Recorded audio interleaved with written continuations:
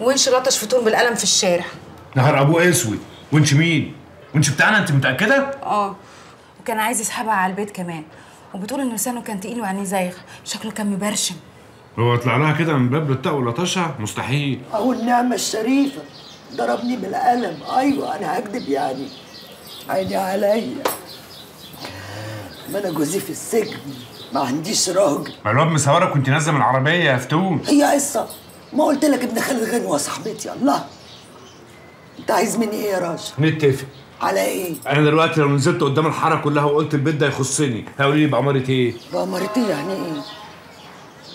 بأمارة انك ابن عم جوزي اللي في السجن. هو في أمارة اكتر من كده؟ ما هو راشد برضه عنده حق يا فتون، انت لازم تلمي نفسك شويه بدل ما كلب تاني يتطاول عليكي زي ما ونش عمل. الله الله الله، ده انتوا بقيتوا زي العصافير اهو، بتغنوا وتردوا على بعض. هي كلمه ملهاش تاني. عسليه من دلوقتي تبقى خطيبتي ورسمي، وبعد كده نبقى نتفق على الجواز. انا موافق بس بشرط. شروطي تاخد لي حقي من الواد ده. ونش خلاص اتذبح.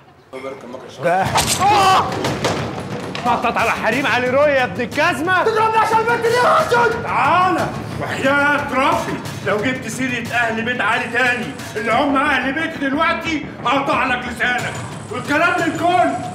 أنت فاكرني بهتك يا؟ أنت عارف أنا ما قطعتش رقبتك ليه؟